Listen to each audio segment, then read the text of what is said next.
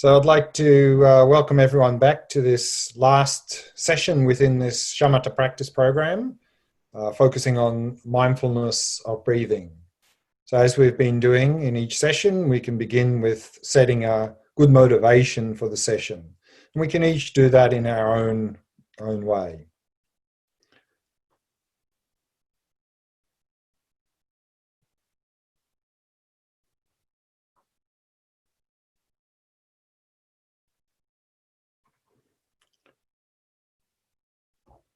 So let's have a look at what we'll be covering in the session this evening, titled Integrating into Daily Life. We'll start with a summary of some of the main points that we covered in this program. And then the first meditation will be mindfulness of breathing, and this time you choose which variation you prefer to do. Then we'll look at the what sort of supporting framework is going to be very helpful for this Shamatha practice and effective for Shamatha practice. Some general advice, followed up by how to set up the day based on the Shamatha practice. And then the meditation to help us to reflect on how to make our life meaningful. We'll do a meditation called Building a Vision for This Life. Time for question answer, and then we'll finish with a dedication. In this program, in these 8 sessions, we first began with an introduction, and then we had 2 sessions focusing on the mindfulness of breathing with the full body practice, including how to meditate with shavasana posture, very good for relaxation, followed by 2 sessions focusing on the abdomen, and then 2 sessions focusing at the entrance of the nostrils. And again, the recommended reading for this program was Attention Revolution from Alan Wallace, and a very good book on Shamatha. And if you like a little bit more in-depth technical information, then you can look at the Lamrim Chenmo, the great treatise on stages of path to enlightenment from Lama Tsongkhapa in volume 3. There's a lot of very good information there about a lot of these points we covered in this program. So remember again, what was Shamatha? Shamatha was a Sanskrit term. Shama means calm, ta means to remain or abide, so often translated into English as calm, abiding, meaning not only a calm mind, but a mind that is abiding single-pointedly on an object. So Shamatha is the practice of cultivating a calm, clear, and focused mind. So therefore, in other words, it's a concentration, or in Sanskrit, samadhi practice, developing single-pointed concentration. And shamatha is the level of concentration that we are cultivating here. Why is this practice important? We saw that in terms of everyday life, this practice is helping us to improve our attention skills, which means that we'll be much more effective in everything we do in our life, much less agitation and stress, so therefore much better mental balance. It will really help us to become the masters of our mind instead of being the slaves of our mind. And then often some health benefits as well in terms of better sleep and so forth. But here the main reason we're engaging in this practice is in terms of the pursuit of genuine happiness. We saw there that in all Buddhist traditions, in terms of the pursuit of genuine happiness, they're all covering the same 3 core areas of practice, of ethics, concentration, and wisdom. And we saw here in the Mahayana Buddhist traditions, which the Tibetan Buddhism is part of, is that the Vipassana practice, the wisdom practice that we need to engage in to achieve this genuine happiness is this wisdom realizing emptiness, realizing that nothing exists independently. In order to directly realize that, we need a very stable and clear mind. And so hence, we saw this quote here from that chart, Shamatha chart, the root of samsara is cut by the union of shamatha and vipassana observing emptiness. Therefore, in order for us to overcome our distorted view of reality and thereby overcome our mental afflictions and suffering and achieve genuine happiness, then we need that direct realization of emptiness. To have that, we need shamatha. So therefore, shamatha is really key in terms of achieving that genuine happiness. And in the practice, in the shamatha meditation, in fact, in all meditations, we need to prepare ourselves well at the beginning of a practice, any meditation, preparing body, speech, and mind. We saw there in terms of body, setting up a good posture. The two most important things is to keep the back straight, or in other words, a vigilant posture, and allow the entire body to become completely relaxed. And then allowing the body to remain as still as possible, avoiding any unnecessary movement during meditation. And then also to simply allow the breathing to settle into its natural rhythm. And by doing this, this will help to settle the mind. So this will be a segue into preparing the mind.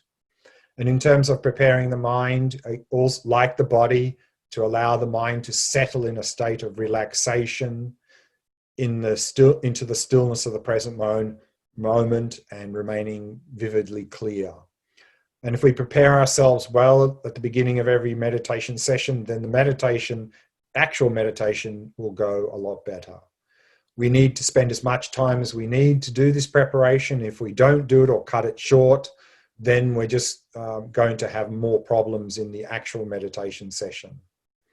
And here in this shamatha practice, we saw that there are 3 qualities to cultivate. In the original meditation text, generally 2 are mentioned: stability and clarity. Stable mind means to be able to focus without becoming distracted, and clarity to focus on the object in a very clear way, overcoming dullness. However, we added that 3rd quality of relaxation that you often won't see in the old original texts. That's something that is very important for us in the modern world, because many of us come into meditation practice with very chaotic minds, with a lot of agitation and stress and tension. And our habit when we focus is to tense. And so if we bring this into meditation practice, a lot of tension, we're going to have all sorts of problems in meditation. So the very first thing we need to do is to learn to relax the body and the mind. And then on the basis of relaxation, then we can really cultivate better stability, stronger stability, then we can cultivate better clarity, using that tree analogy, that each one builds on the next, is the basis for the next quality. In terms of objects, we use the object that works best for us, and very often in the meditation text, and we see here a quote from the Lamrim Chenmo from Tsongkhapa, who says, if you have a predominance of discursiveness, meaning a lot of thoughts going on in the mind constantly, then definitely you have to meditate on the breath.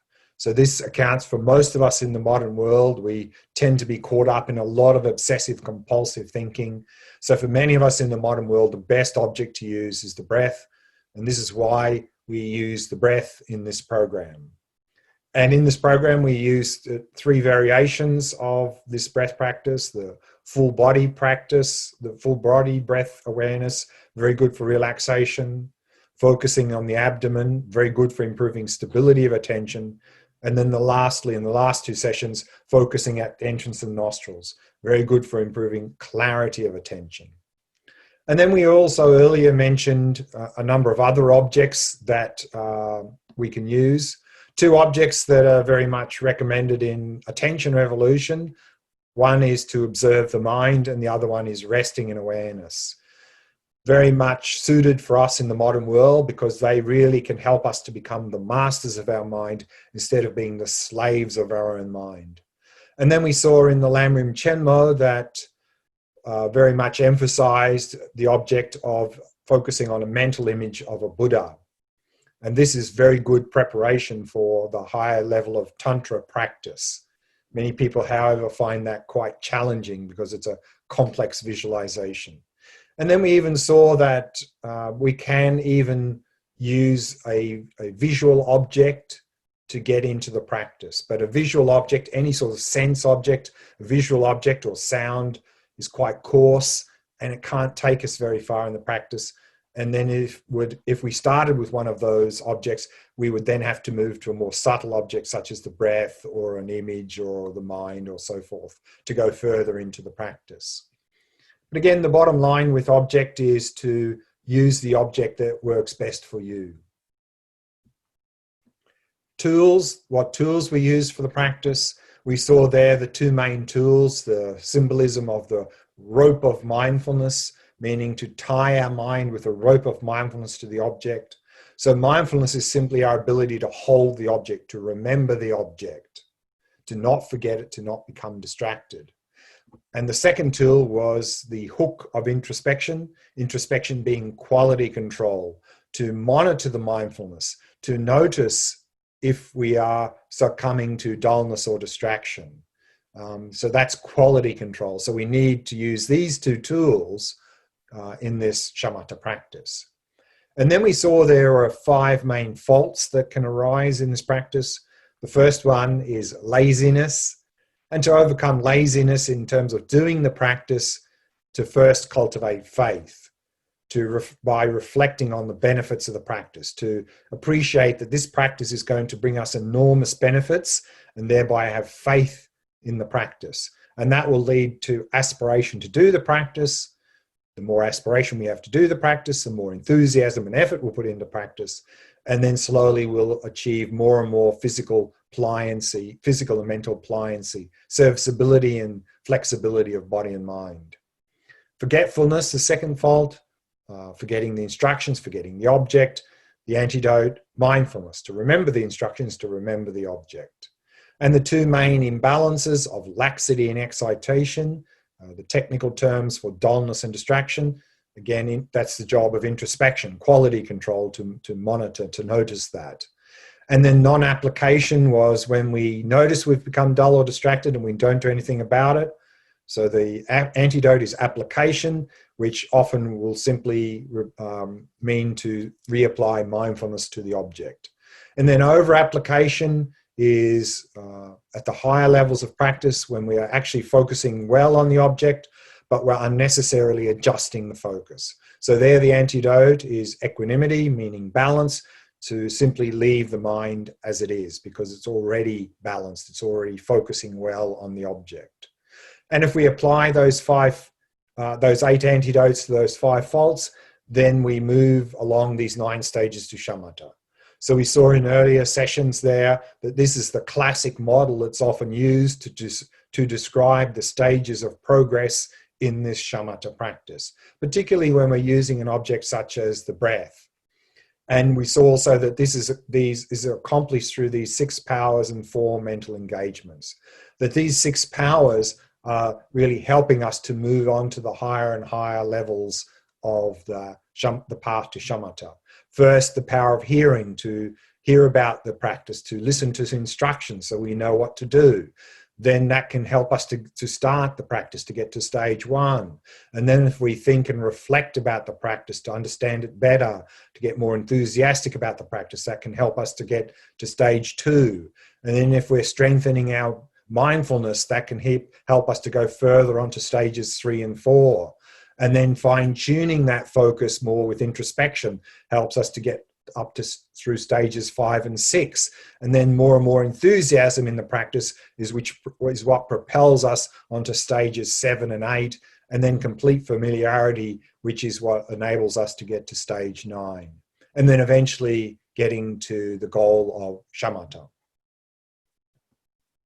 And so let's now go to the meditation.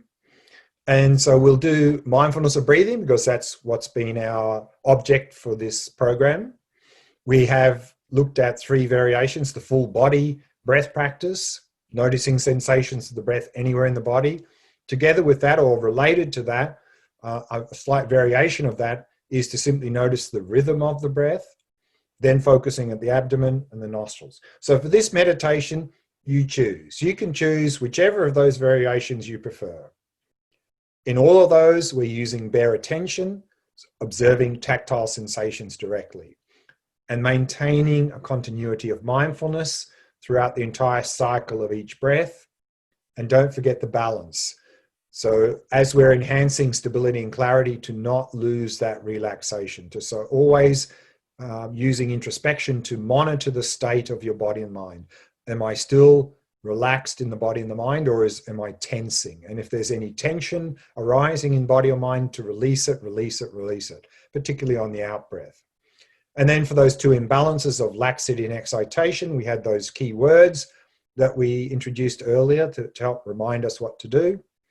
And if you find yourself getting constantly distracted from the breath, then if you find it helpful, you can introduce a bit of counting or noting of the breath to help stabilize your attention. And if you're finding that you're getting a lot of tension building up in the body and the mind, and you can't release it, then, and that probably will happen if most likely if you're focusing at the nostrils, because it's harder to focus, bringing the attention up. So at any time, if you find that tension building up and you can't release it, then shift back out of the nostrils, back down to the full body or the abdomen, and really emphasizing that relaxation. So that's what we're going to do in the meditation now. And since these practices are very familiar, I'll do very little guiding, maybe just a little bit of guiding to prepare. And then during the actual meditation session, I'll remain silent to give you an opportunity to go a little bit deeper into the practice. So if you'd like to find a nice, comfortable posture, let's begin the meditation.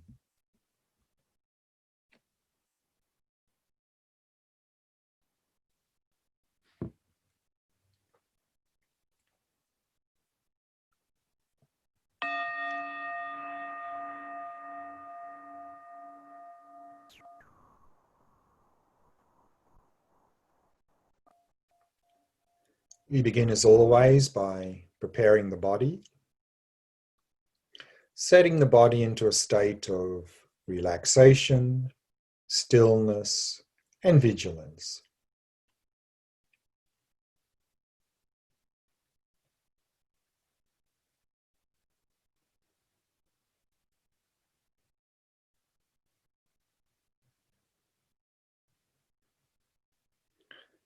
And using the out breath to relax and release any tightness or tension in any part of the body.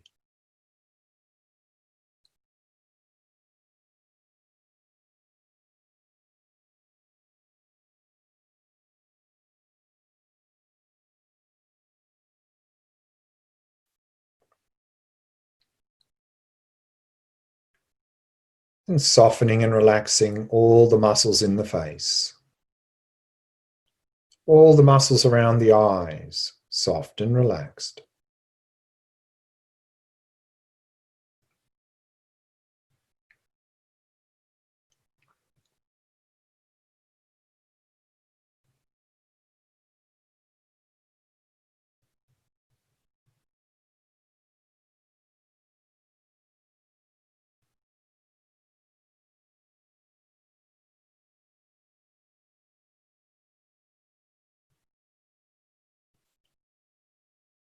And allowing the breathing to settle into its natural rhythm.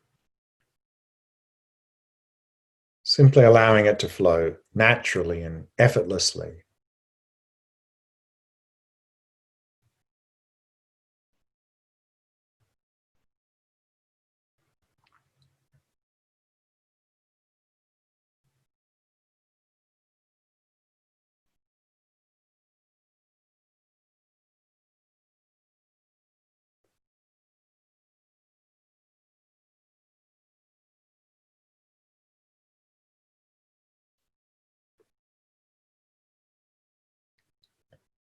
And with each out breath, letting go of any thoughts that may have arisen, happily releasing them.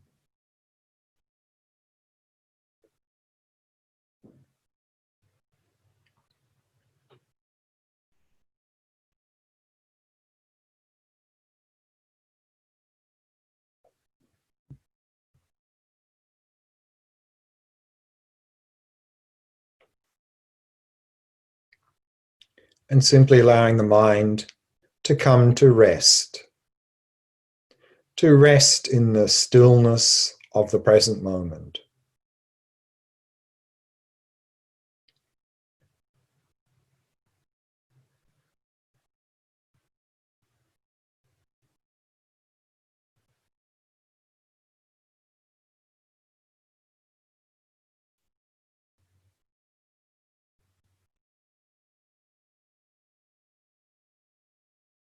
the mind relaxed, still, and clear.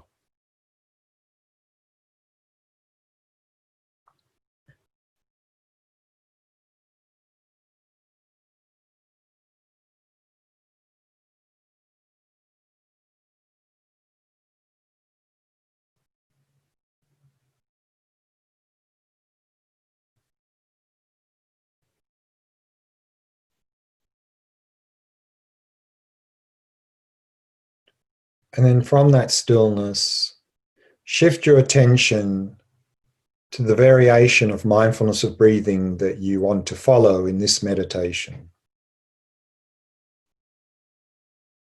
Either the full body, the rhythm, the abdomen, or entrance of the nostrils.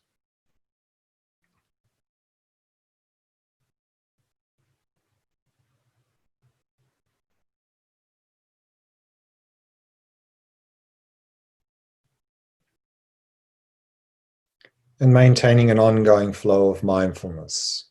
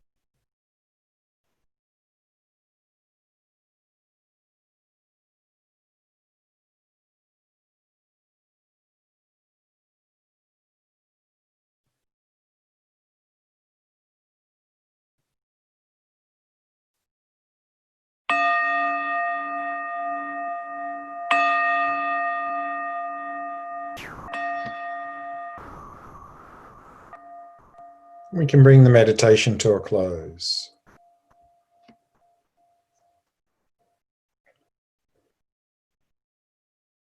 The first topic I'd like to look at is supporting framework. What sort of framework are we bringing to this shamatha practice?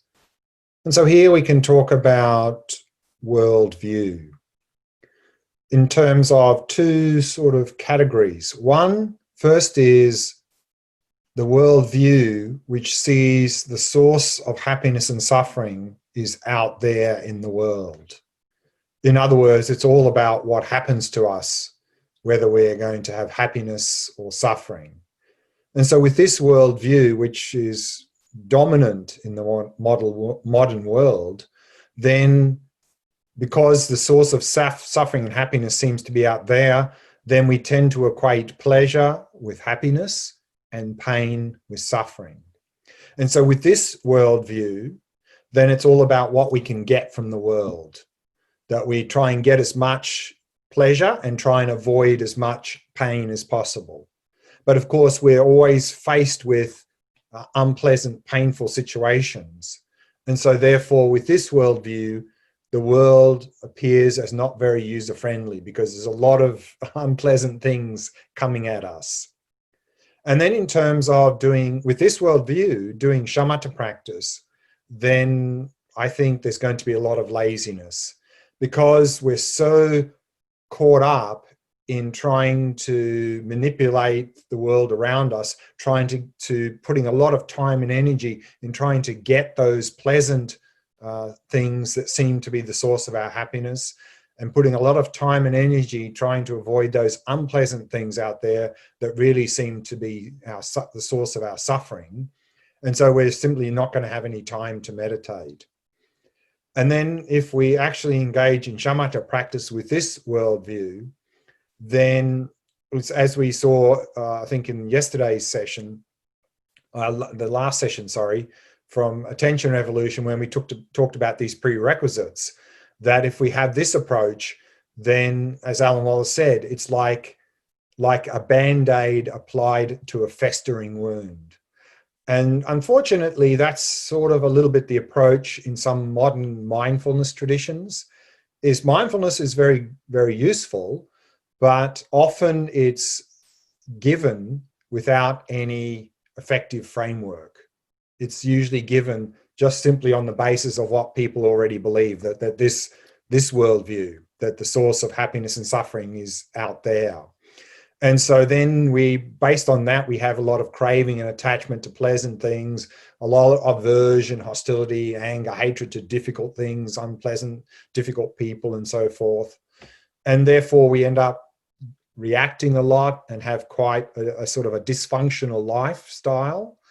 And on that basis, we just simply add mindfulness to that. And that's a little bit like, as Alan Wallace said, like putting a Band-Aid on a festering wound. It doesn't really, it's not very effective. And someone here some years ago coined this term for this approach to mindfulness, McMindfulness, as in McDonald's. It's the fast food of mindfulness.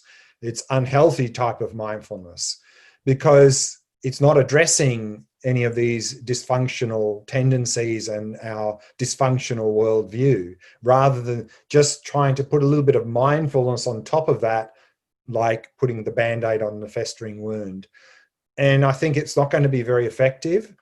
And also, it could actually make things worse. Because if we just simply add a little bit of mindfulness to a dysfunctional lifestyle, we just might get more focused at being able to cheat people and deceive people and so forth. And then we're just going to attract more and more problems. So in fact, because of this approach a little bit, I recently read an article from a person, and the title was something like "The Dark Side of Mindfulness."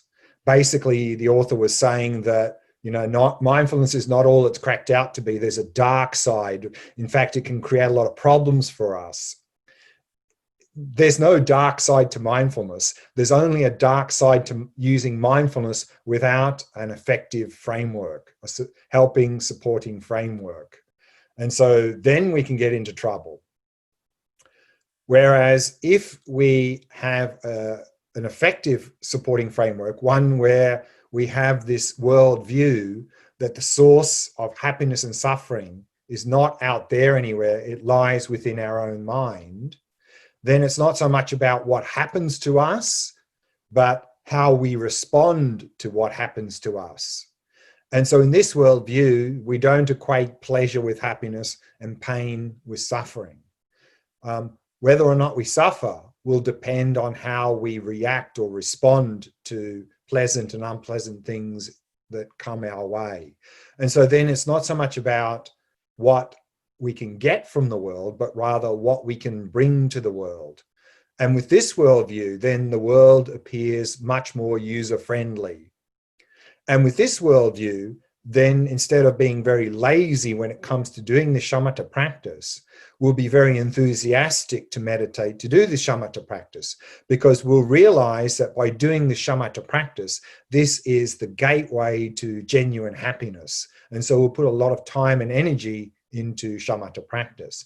And so if we can shift our worldview to this worldview, that the source of genuine happiness and well-being is coming from within our own mind, and shamatha is the key that opens that gate, then that's going to be very effective, helpful in doing the shamatha practice. How do we cultivate this view of genuine happiness?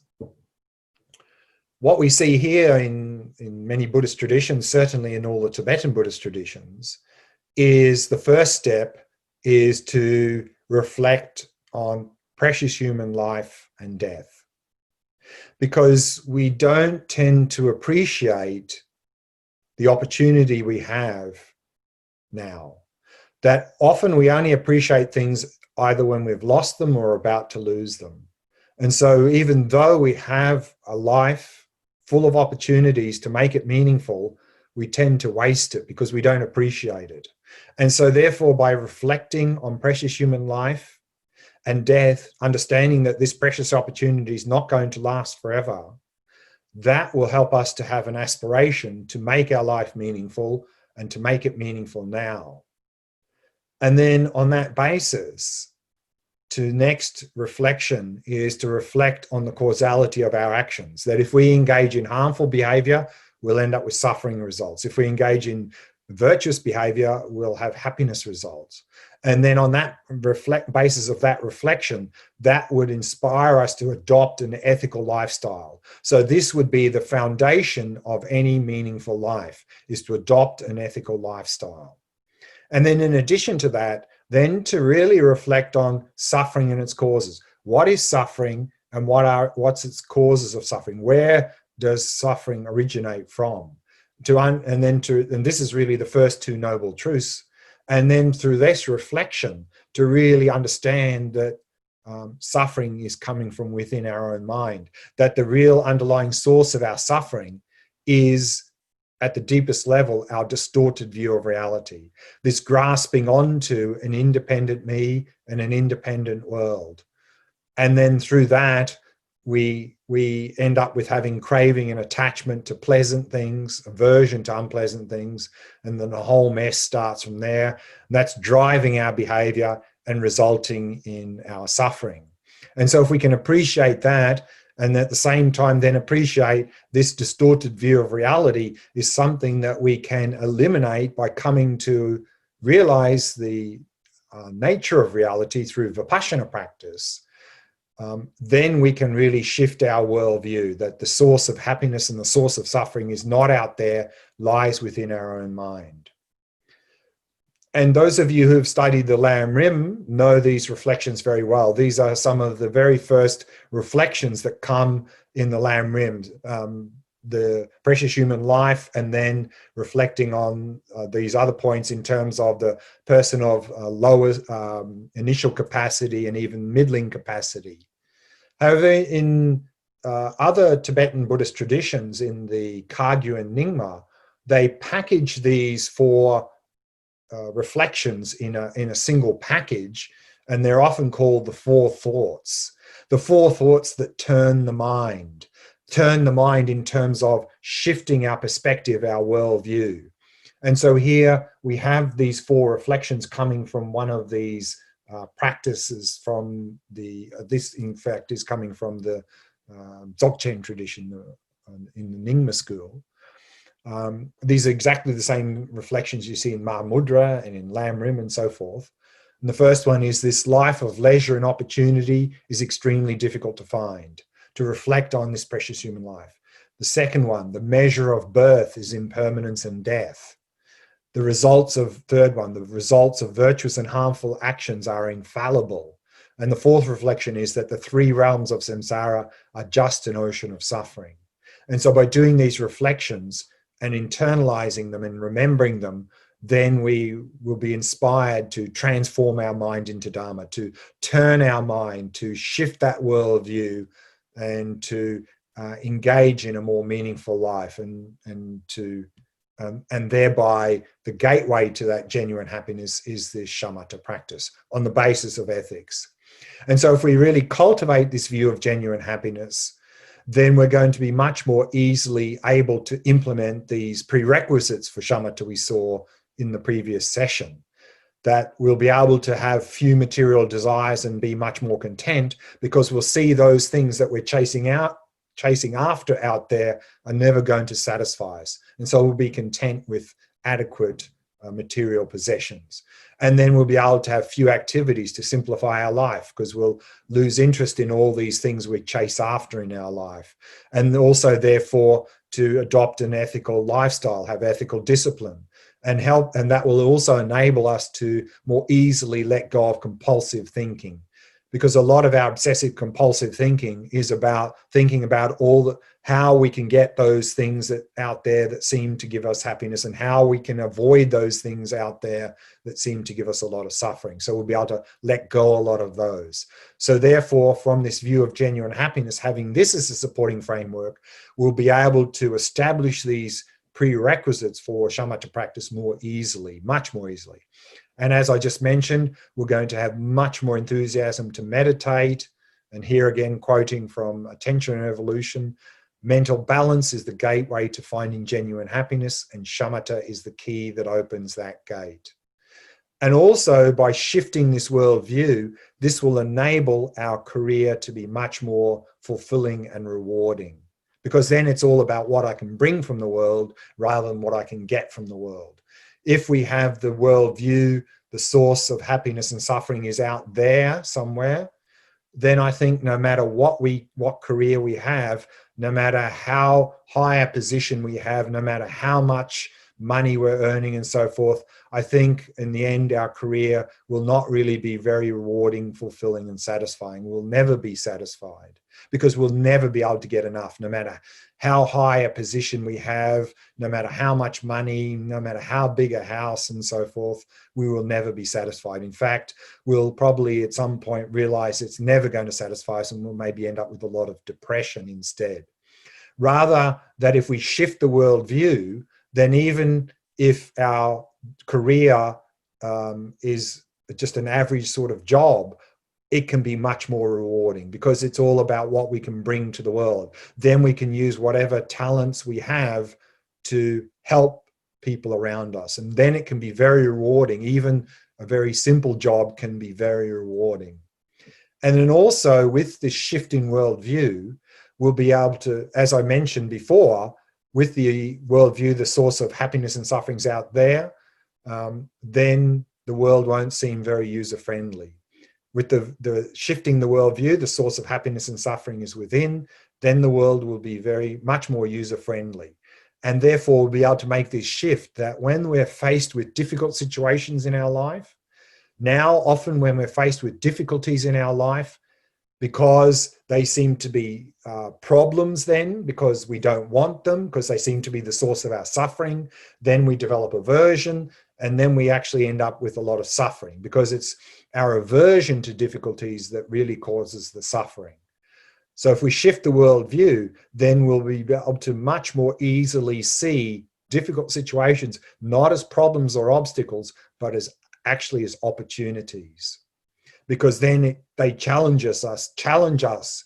If we really look at our life, at when we most developed as a person, Generally, it's not when things are going well in our life. When things are going well in our life, we just sort of drift along and not really develop as a person. It's only when we face difficulties and are challenged that we really develop as a person. So these difficult situations very much are opportunities to develop ourselves, to bring more to the world. So if we shift the worldview, we can take advantage of these difficult situations rather than just having aversion and suffering more. Now, some general advice. First, when to meditate. And of course, daily meditation practice. Continuity is a key to progress. And generally, the recommendation is to meditate early in the morning, first thing in the morning, because that's when we're most fresh, where it's most quiet, and a good way to start the day. Very much recommended to meditate at the same time every day, because if we keep changing the time when we meditate, then we're not developing a habit. And one of the most difficult things initially for meditation is simply developing the habit. And if we keep changing when we meditate, we're not really developing a habit. So pick a time that works for you and stick to that time. And then after some days, it will start to become a habit and it'll become easier. And in terms of helping to develop a habit, set yourself challenges when you're starting. So set yourself, for example, a 7-day challenge. For the next 7 days, I'm going to meditate at this time every day. And once you've done that a few times, then you can say, okay, for the next 30 days, I'm going to meditate at this time every day. And then once we've done that, we'll start to develop a habit, and then it'll become easier to meditate each morning. Where to meditate? As we saw in the prerequisites, one of the prerequisites was to meditate in a quiet location, because one of the biggest causes of distraction is noise. If you can't find a quiet place, as I think mentioned earlier, very helpful to have noise cancelling headphones. Very, very helpful. Also, it's good, if possible, to have a separate room to meditate in, if you have that luxury and use that as a meditation room. If you don't have that, set aside a corner of a room for meditation and make where you meditate inviting and comfortable. Because if you go into that space, then you associate that with meditation. Whereas if you simply meditate on your bed, generally you associate bed with sleep, so you probably find yourself very drowsy if you meditate on your bed. So make up a space for meditation, make it inviting and comfortable, and then every time you go there, you'll have this mental association. It's a meditation time now. And then also to adjust the lighting and temperature to suit, to help, again, avoid the likelihood of laxity or excitation. How long to meditate? We saw in the earlier session also, to really, particularly Lama Tsongkhapa we were quoting, to emphasize quality over quantity. Because particularly as a beginner, if we try and meditate too long, then we're not going to be able to sustain that. And in the latter part of the meditation, we're just going to fall into complete dullness and complete distraction. And then we're simply increasing the very faults that we're trying to decrease. And we saw there the advantages of using a meditation timer in terms of helping to develop perseverance and enthusiasm. And we need, though, once we start to get into the practice, we need to slowly increase the duration of the session. Because if we only ever meditate 15 or 20 minutes in the morning, then we can only really get so far in the practice, in particular here talking shamatha practice. So therefore, we'll need at some point to start to increase the duration of your meditation session. When do we know? How do we know it's the right time to increase how long we meditate? One measure is that if our normal experience is that at the end of the meditation, our normal experience is, oh, I would have liked to have done a little bit more, that's a good sign that it's time to increase. But don't double from 20 to 40 minutes, 3 to 5 minute increments. But always emphasizing quality over quantity. One more bit of general advice, and that is in terms of making effort. Now, we need to make effort in anything if we want to progress. So certainly in training the mind, we need effort.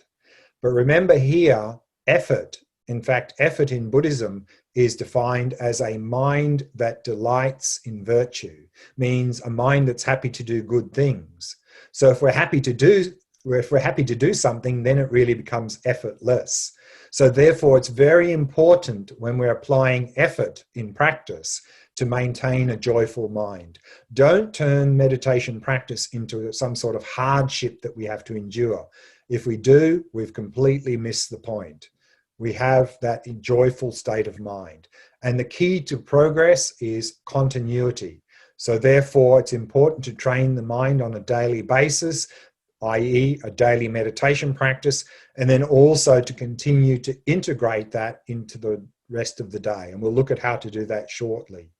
In addition to that, very helpful to do an annual meditation retreat. And as a beginner, I very much recommend doing group retreat as opposed to solitary retreat. Much easier. There's structure, it's guided, and you have the group energy. And by doing a annual group retreat, say a week or 10 days, it can really give us a boost into our practice, and we can get a lot of inspiration from that as well. So maybe in terms of your annual holidays, instead of spending 2 weeks on the beach, you can spend 1 week on the beach and 1 week doing a meditation retreat. In terms of making effort to avoid unrealistic expectations, particularly one expectation that simply gathering intellectual knowledge will change my life. So simply by going to a lot of teachings, getting a lot of intellectual knowledge about Shamatha practice and other Buddhist concepts, that in itself will not change your life, because our behavior is not driven by our intellectual understanding. Our behavior is driven by our instinctive habits. And so therefore, in order to transform our life, we need to bring that intellectual knowledge into experience through meditation and integrating into daily life. And another expectation to avoid is that my practice will get better every week. You know, often people have this expectation that my practice should go like this, that every week, a little bit better, linear improvement. I don't know anyone whose practice goes like that. In the short term, there's a lot of up and down. So if we have these sorts of expectations, we're just going to set ourselves up for a lot of unnecessary frustration.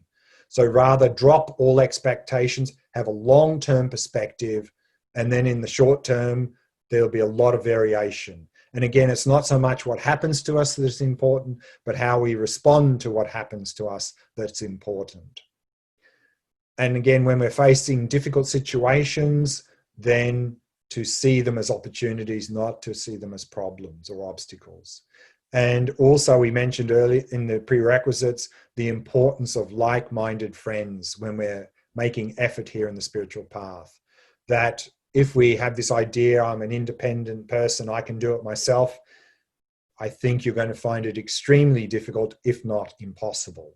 Based on my own experience talking to many, many people, as a beginner, trying to do all of this on your own, very, very difficult, if not impossible, because we've got strong habits, we're easily influenced by others, and we'll just get swept up in our old habits. We're like swimming against the stream of the river.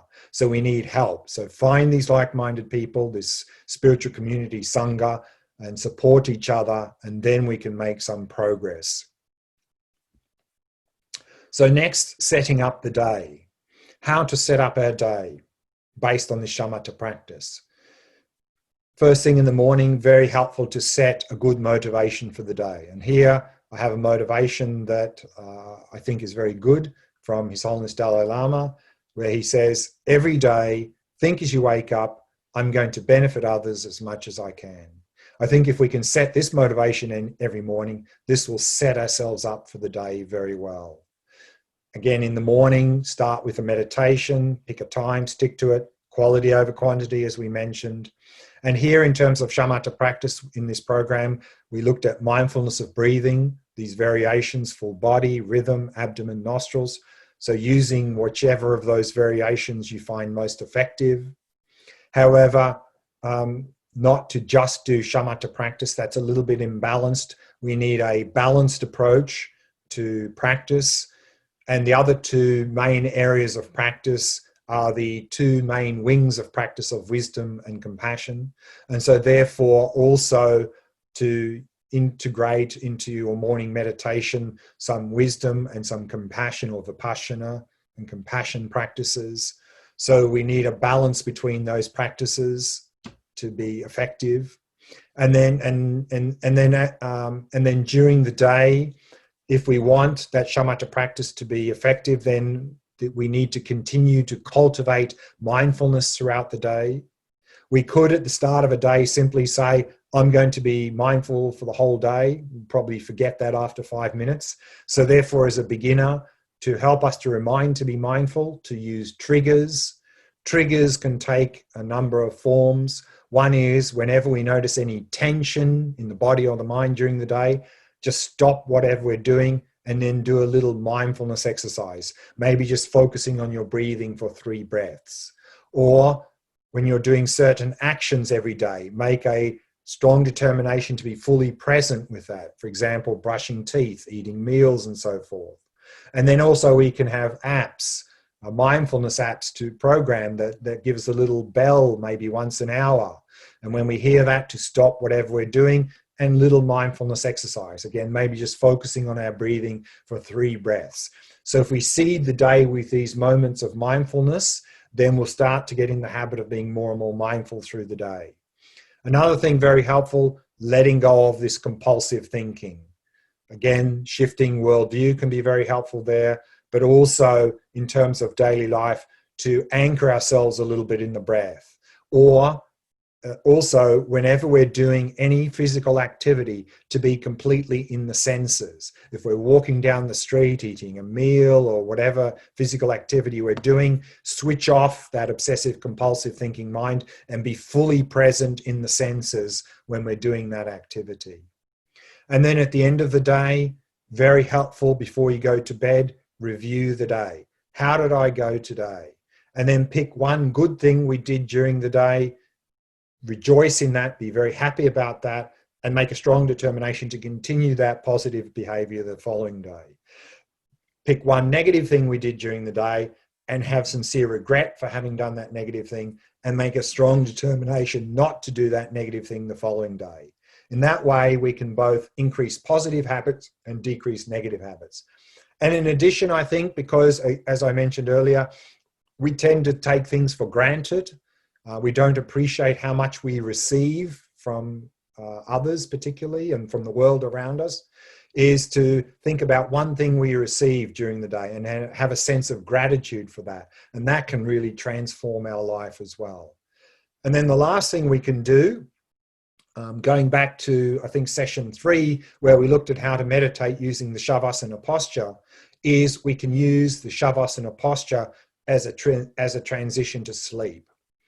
Very often, if we have very busy, hectic lives, then often even at the end of the day, our mind is still agitated, maybe a lot of tension in the body. We try to go to sleep, we're tossing and turning and we can't sleep. So therefore, when you go to bed at night, go into that shavasana posture, lying flat on your back, and then on every out breath, release any tension in the body, releasing any thoughts in the mind. And keep doing that on every out breath, relaxing and releasing, until you start to get a bit drowsy. And when you start to get a bit drowsy, you mentally note, my meditation is now finished, and physically move out of that posture into whatever posture you use for sleep. And so therefore we can use that shavasana posture not only as a mindfulness shamatha practice at the end of the day, but also to help us to transition to sleep. So that's a few points on how we can set up our day a little bit based on that shamatha practice. So now that brings us to the meditation. And for this meditation, I'd like to do a meditation based on some of the topics we covered in this session, particularly in terms of making our life meaningful and really thinking about our perspective of life and what's important to us and how we can make our life most meaningful. So let's do that practice now.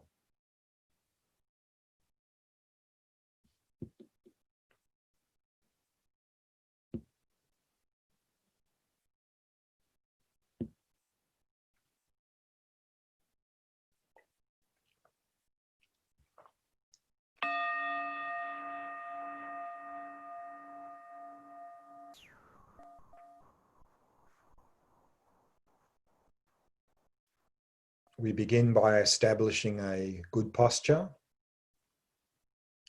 keeping the back nice and straight, and at the same time allow the entire body to become completely relaxed.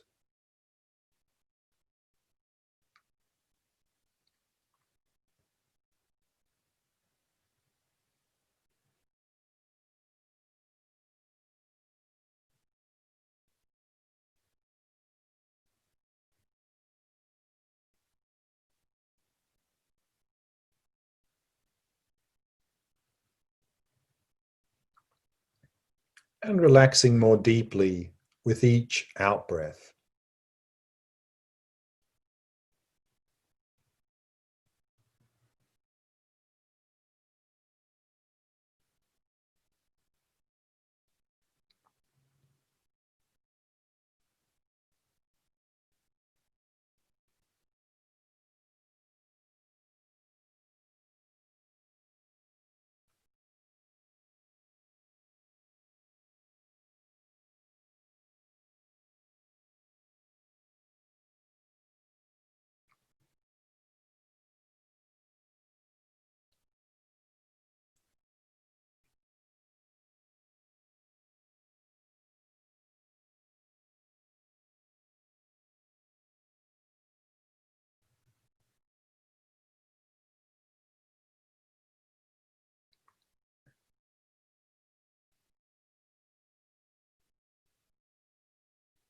And with each out-breath, letting go of any thoughts that may have arisen.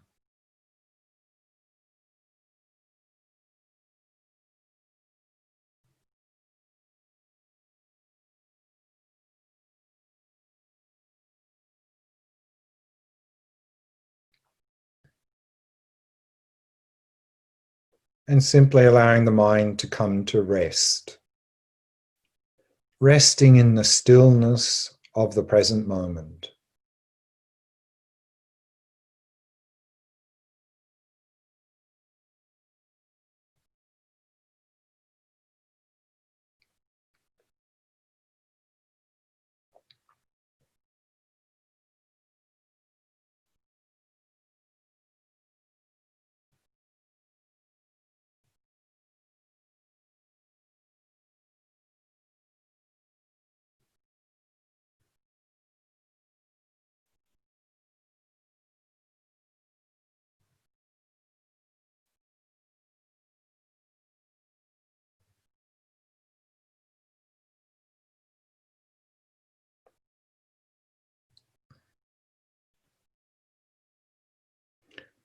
Now, no matter how much mental afflictions are in our mind, that is, no matter how much craving and attachment, anger and jealousy, fear and anxiety, and so forth are in our mind,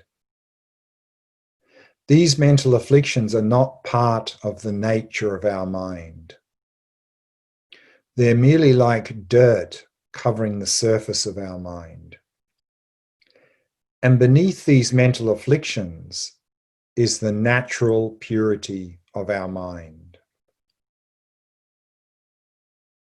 So imagine this inner purity of your mind in the form of a small, white, radiant sphere of light in the center of your chest at the level of your heart.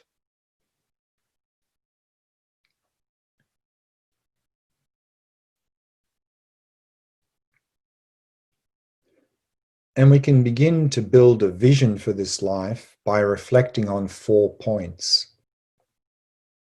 And the first point is, what are your deepest aspirations in this life? What is your heart's desire? What would you really like to achieve in this life?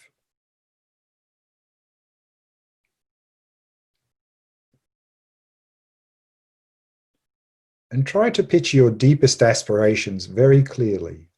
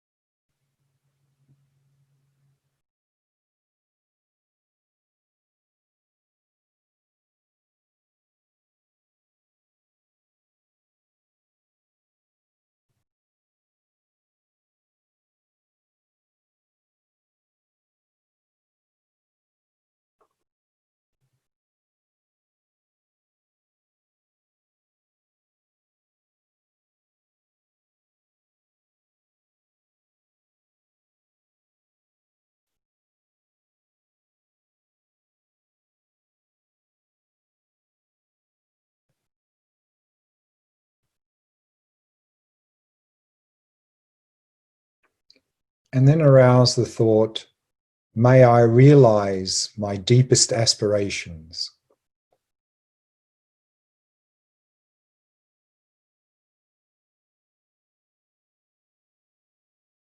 And then with each out-breath, imagine rays of light radiating out from the sphere of light at your heart, filling and saturating your entire body and mind.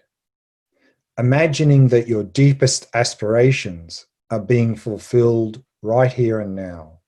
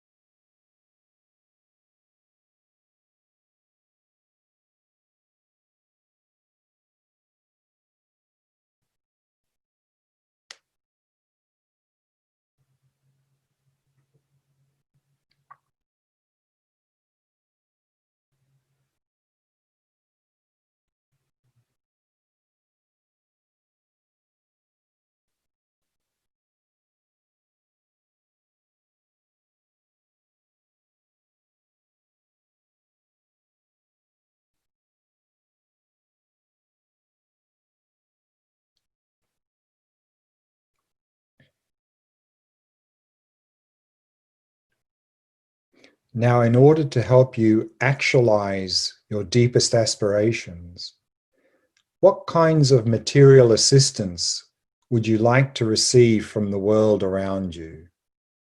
And what kinds of friendship and guidance would you like to receive from the people around you?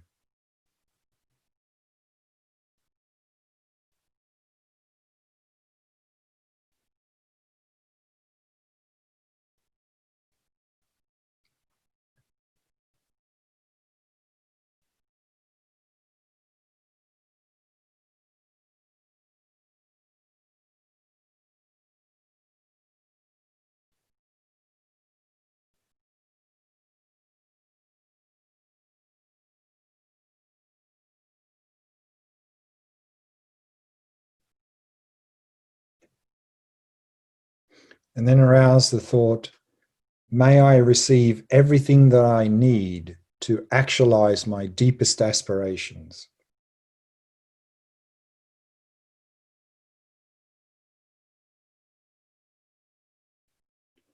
And then with each in-breath, imagine reality rising up in the form of white light, streaming in from all directions and providing you with everything you need.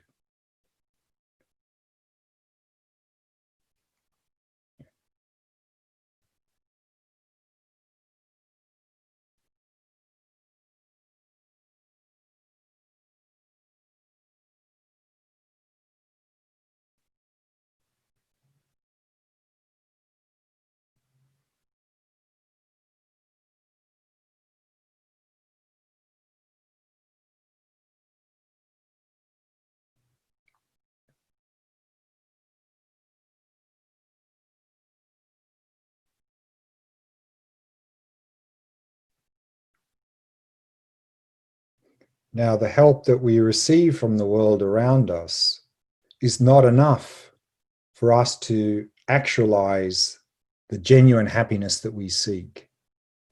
For this, inner transformation is essential.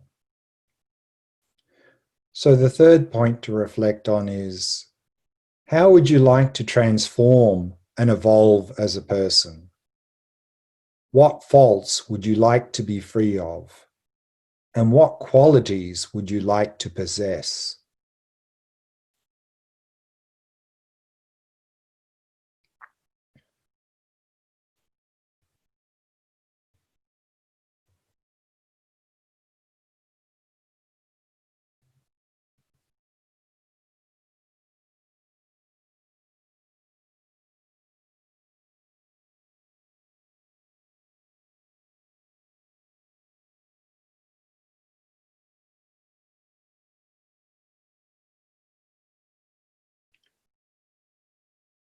And then arouse the aspiration, may I cultivate the true causes of my own fulfillment.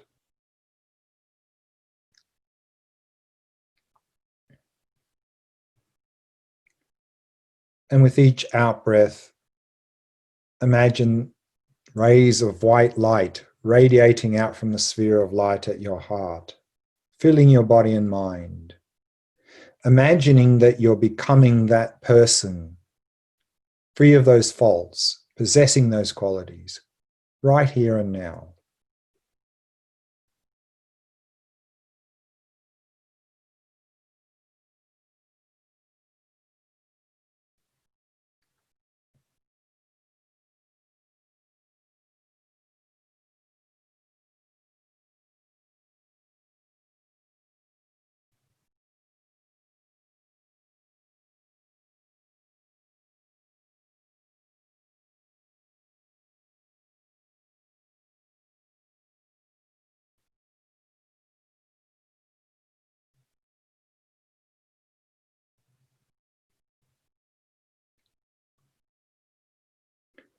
And then finally, for the sake of your own fulfillment and to make your life as meaningful as possible, what would you truly love to offer to the world using your own unique talents?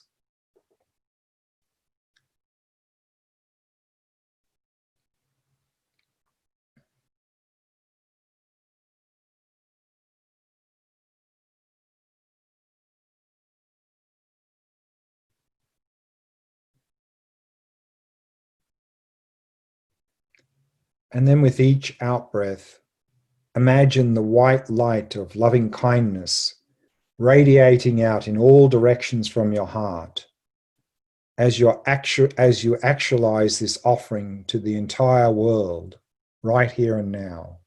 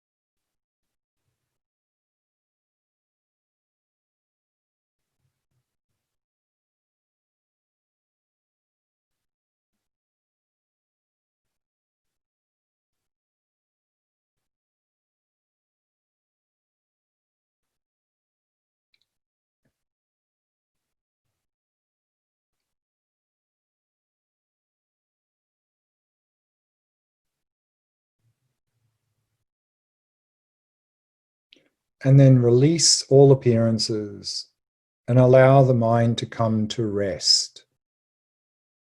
Resting in this inner purity of your mind.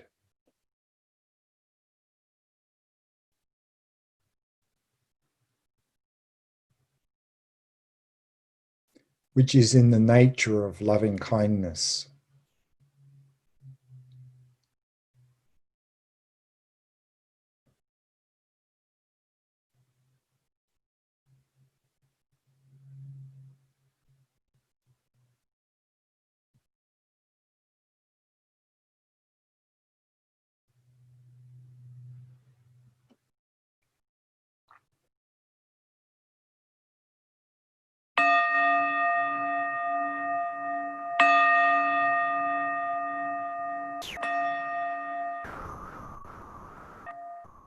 And so we can bring the meditation to a close.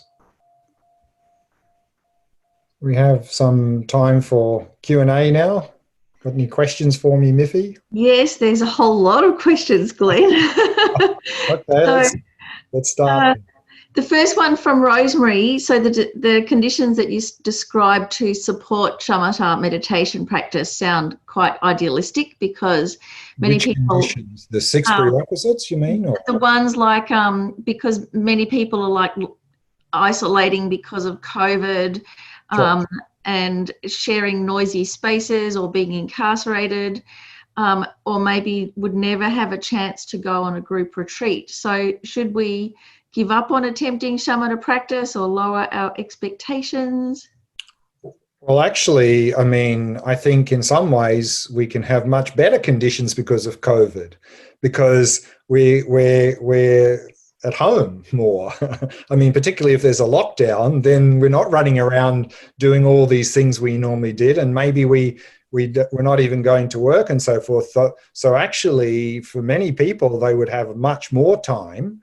And then in terms of this idea of Sangha, then of course we've got things like Zoom here. So wonderful opportunity to be at home and to still have Sangha. We can have a virtual Sangha. We can do a group meditation using the Zoom technology. So use modern technology to our advantage. So I think, and that's certainly one thing I'm doing, is now that I'm not running around teaching so much at different places, I have much more time to meditate and so forth. So then, Glenn, doing a group retreat on Zoom counts as a group retreat still? Well, it's that, yeah. I mean, that, of course, if we have the possibility to physically be together, that's even better.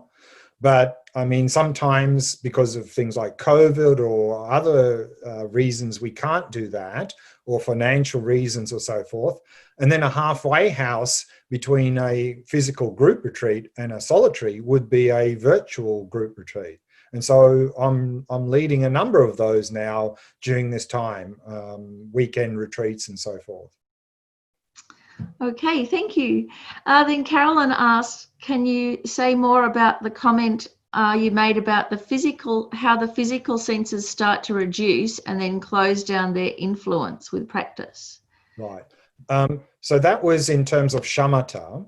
So when we're in shamatha practice and we're going to the higher levels, our attention is getting more stable and more clear, means we're more focused on the object. And of course, we're using our mental consciousness for doing that focus, which means that the sense consciousnesses, the sense faculties, start to shut down and become dormant. And so therefore, actually at the higher levels of practice, if there is some noise around us, we won't hear it. But this is only within shamatha meditation. That doesn't mean our sense faculties. In fact, probably you'll find the opposite happens when you get out of meditation, is that because of your improving of the mental faculty in shamatha practice, you probably find outside of meditation, your senses are more heightened in terms of hearing better, seeing, and so forth. And then Deepa asks, can we progress on the path with subtler states of mind if someone's on medication like antidepressants? Yeah. So unfortunately, there are, I mean, a lot of people on antidepressants and so forth. And what's not recommended is to say, okay, I'm going to throw out my antidepressants and I'm just going to use mindfulness to treat depression. I think this would not be a very healthy approach. So what we're finding more and more is either doctors or therapists who have starting to have some understanding of mindfulness and Buddhist concepts, and then giving a regime to people they're helping, where maybe they start by giving them a certain amount of medication, but then over time relying more and more on other therapies or mindfulness to treat or to help with that, and less on medication. So then you can have an approach where maybe initially you're using a lot of medication, but then under the guidance of a skillful doctor or therapist, reducing that while you're increasing other therapies and mindfulness and so forth. And I've talked to a number of people who've done that to the point now where they either take no antidepressants or very little. Okay. And then Andrew asked, is sudden awakening possible, or do we really need to spend years gradually building our meditation skills? Depends what we mean by sudden awakening. Can we be suddenly enlightened? No. Can we have a sudden, very profound experience that really shifts us dramatically? Absolutely, yes. So that can happen, and that's happened to many people. But what often happens is if that sort of spontaneously happens, and can happen for one of many different reasons, then often what happens is if people don't appreciate what that experience was, they go, oh, that was nice. And it may have some residual effect from days, weeks, or months. But if they don't do anything to follow that up, it'll wear off and it'll go. And then 10 years later, they'll go, oh, I had this really nice experience 10 years ago. Shame about that, it went away. So therefore, if we have these sorts of experiences, and they can happen for one of many reasons, and then we understand what that experience is, then we can use that as a platform to build on, using these meditation approaches, a more structured approach to build on that we have as a foundation. So that can be very helpful. And following on from that, Richard asked, can you comment a little about the details in that picture of the stages of meditation?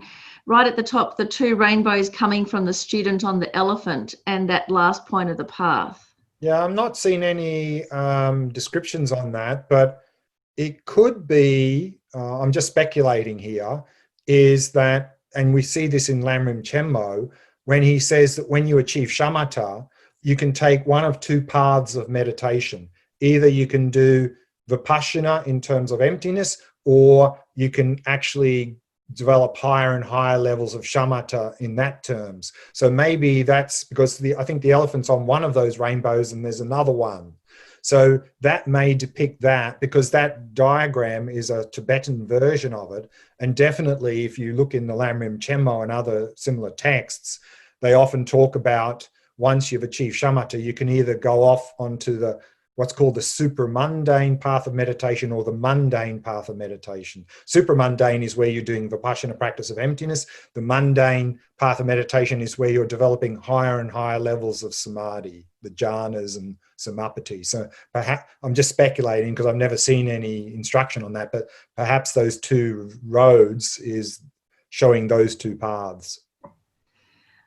And then Delma asks, in terms of a daily practice, and if we have a tantric commitment or something of a meditation, how could we incorporate a short shamatha practice into our existing one, say on Chenrezig Compassion Buddha? Or yeah, I think you can do it a number of ways.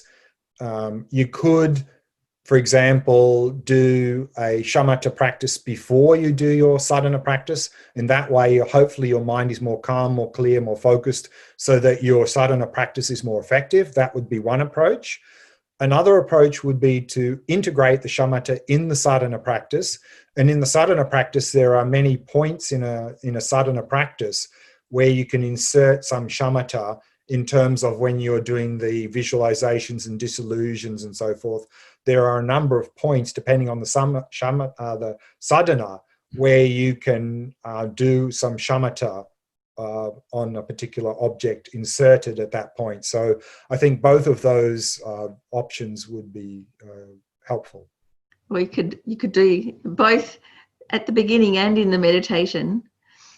Yeah, sure. I mean, again, but remember, quality over quantity. So, we, as a beginner, we don't want to do too long. If we're doing 20 minutes of shamatha, and then we're normally doing 30 minutes sadhana, and then we add another 20 there, and we have suddenly an hour of practice, maybe we're just going to be daydreaming halfway through. Okay. And Glen, I had a question right at the beginning when you're talking about the world view, and sometimes, and you mentioned about how we have this grasping at an independent world, an independent self, and many times in conversation people talk about, let's be objective here. So do you have like a life hack of what to think or what to say when that happens? Let's be objective. I mean, it depends how you understand that word objective. I mean, objective as in an independent objective world? No, that doesn't exist. Objective in terms, I think the correct way to use the word objective is to be objective is to see reality clearly. Great. Because there is a conventional reality, and we can see that accurately, or we can project on top of that. So to see things objectively, to say that in a correct way, within the view of emptiness, would be to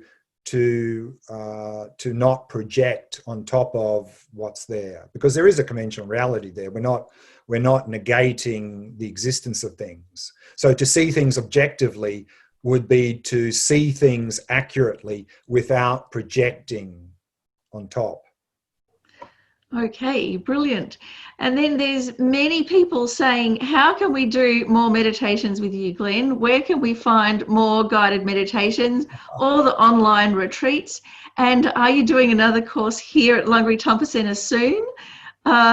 So I would also like to second that thought and request you, are you able to do another course here at Lungri Tompa Centre soon? And yeah, well, you can find a lot of stuff I do from my website. It's just glensvensson.org. So I have a lot of materials on there, and also I have a lot of links to audio and video of retreats and courses that I've led. So you can find a lot of stuff on there. I'm starting to put a few things up on, particularly videos up on my YouTube channel. So I'm starting to do that. Also, I'm still waiting, but I'm using this insight timer, and I'm waiting on the insight timer, the company. They're changing things now where you can, or the process of putting a course on insight timer was not working before, but now they're automating it. So I'm waiting for them to finish that.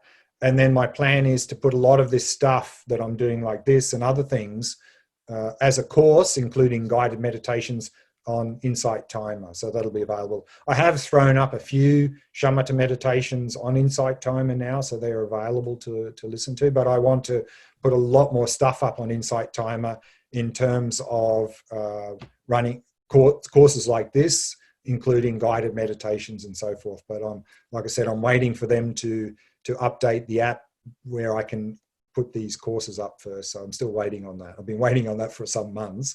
And then in terms of me running more stuff for Lungri Tompa, then as I mentioned to you earlier, Miffy, there's a few other things in the pipeline where I have to see how the dust settles on those first before I can commit to anything. But hopefully within a week or two, I'll see what my program looks like for the coming months, and then see if we can do something more.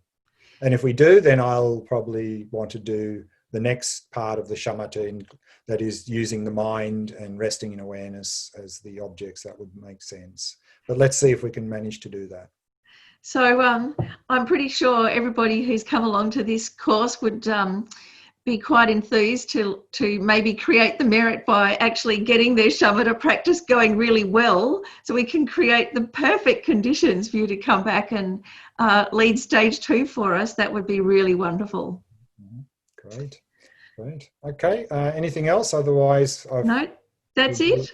Okay, so I'll just share the screen again, because I want to do a special dedication here to finish, one that many of you know very well. And so let's dedicate by reading out the dedication prayer from Shantideva, and I think many of you are very familiar with this prayer. So let's end with this prayer, dedicating all of our efforts during this program. May all beings everywhere, plagued by sufferings of body and mind, obtain an ocean of happiness and joy by virtue of my merits. May no living creature suffer, commit evil, or ever fall ill. May no one be afraid or belittled with a mind weighed down by depression. May the blind see forms and the deaf hear sounds. May those whose bodies are worn with toil be restored on finding repose. May the naked find clothing, the hungry find food. May the thirsty find water and delicious drinks. May the poor find wealth, those weak with sorrow find joy. May the forlorn find hope, constant happiness and prosperity. May there be timely rains and bountiful harvests. May all medicines be effective and wholesome prayers bear fruit. May all who are sick and ill quickly be freed from their ailments. Whatever diseases there are in the world, may they never occur again. May the frightened cease to be afraid, and those bound be freed. May the powerless find power, and may people think of benefiting each other. For as long as space remains, for as long as sentient beings remain, until then may I too remain to dispel the miseries of the world.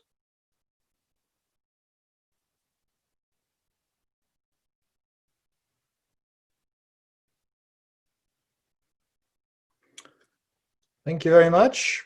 Hope to see you all again sometime soon online. Until then, stay safe, stay well. Bye for now.